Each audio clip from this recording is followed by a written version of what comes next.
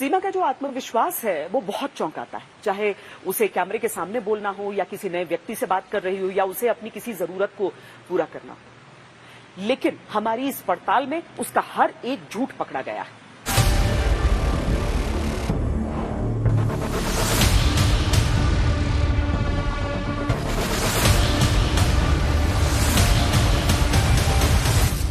सृष्टि यातायात private limited वो जगह जहां पर सीमा हैदर भारत आने के लिए पाकिस्तान से सीधे नेपाल और फिर यहां पहुंची।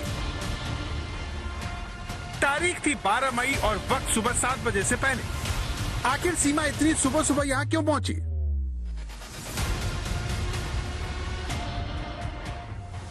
कब कितना दिन हो गया?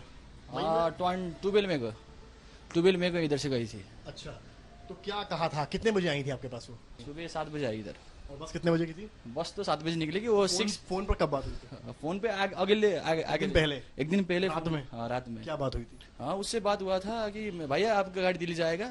मैंने बोला हाँ हमारा ट्रैवल गाड़ी दिल्ली जाता है। उन्होंने यही कहा बस। और वो हाँ ये पूछा था मैंने। कहाँ रुकी थी वो तो मुझे पता नहीं। लेग साइड कौन होगा?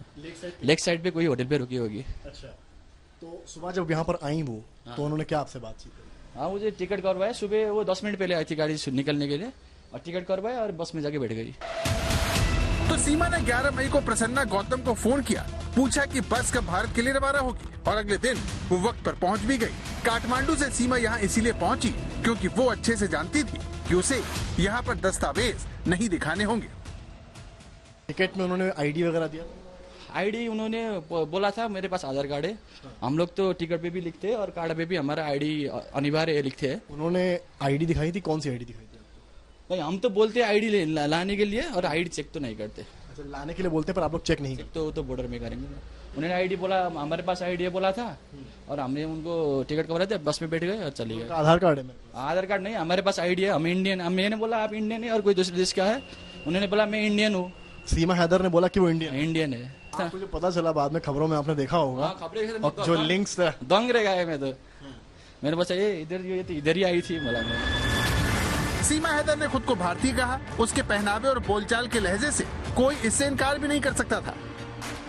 यहाँ पर भी यही हुआ और सीमा बड़े आराम से झूठ बोलकर आगे बढ़ गई। लेकिन उसका झूठ सिर्फ खुद को भारतीय बताने तक सीमित नहीं था, उसने यहाँ पर अपना नाम भी गलत बताया। आपने कुछ नोट डाउन वगैरह किया है सीमा हैदर का नाम वगैरह यहाँ पे जहाँ पर आपने? मैंने पता उन्होंने कहा प्रीति नाम बोला था। मैंने प्रीति हुई ऐसा कुछ बोला था नाम।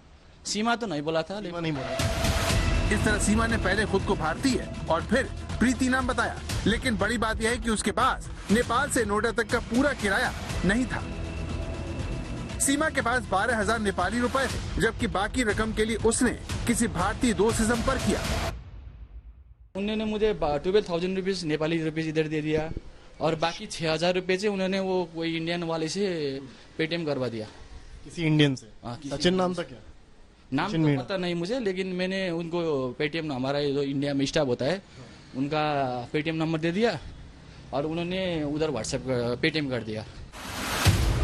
अब सवाल यह है कि सीमा का वो भारतीय दोस्त कौन था, किसने सीमा के लिए 6,000 रुपए पेटीएम से भेजे? इन सवालों पर जब हमने अपनी पड़ताल आगे बढ़ाई तो फिर हमें प्राइवेट बस सर्विस के मैनेजर ने कुछ वॉइस कॉल सुनाई। मेरे पास व्हाट्सएप उन्होंने मुझे व्हाट्सएप में मैसेज दिखाएंगे। वो कह रहे हैं कि उनसे बात करी तो उन्होंने कहा मैं आपको दूसरा नंबर दे रहा हूँ, पर अभी तक उन्होंने दिया नहीं है। उन्होंने कहा कि इस पे तो गूगल पे नहीं है और दूसरा नंबर पेटीएम वाला नंबर भेजिए, उन्होंने वो कहा था। सीमा हैदर ने एक नंबर दिया है और उस पर भी चैट हुई है। मीना जी, ये तो पहला आया था। उन्होंने मुझे इस नंबर पे पेटीएम वाला लिंक पेटीएम का लिंक बोला और ये मीना जी और मैंने उन्हें कहा हेलो भाई उसी नंबर पे फोन पे कर दीजिए।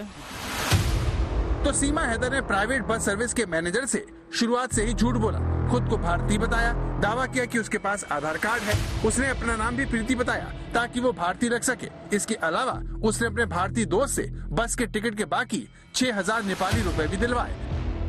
ये सब करने के लिए सीमा ने नेपाली बस ऑपरेटर के दफ्तर का वाईफाई भी इस्तेमाल किया। सुनिए। उन्होंने बोला भैया आपने वाईफाई डाल दीजिए, हम इंडिया बात करेंगे पेटीएम करने के लिए।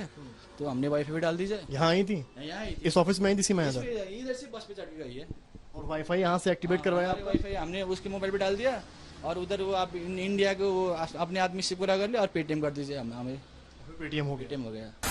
5वीं कक्षा तक पढ़ी सीमा हैदर का आत्मविश्वास सबसे ज्यादा चौंकाता है, क्योंकि एक भारतीय से शादी करने के लिए अपने पति और देश को छोड़कर शारजा होते हुए किसी तीसरे देश पहुंचना या फिर वहां से कदम कदम पर झूठ बोलते हुए नोएडा रवाना हो जाना हो, सीमा हैदर ने पूरे आत्मविश्वास से झूठ बोला। जबकि ऐसे हालात में किसी से भी गलती हो सकती है, लेकिन सीमा बेधड़क कराची से नोएडा पहुंच गई और नेपाल सीमा पर सुरक्षा की पोल खोल गई। समर्थ श्रीवास्तव, पोखरा, नेपाल, आज तक।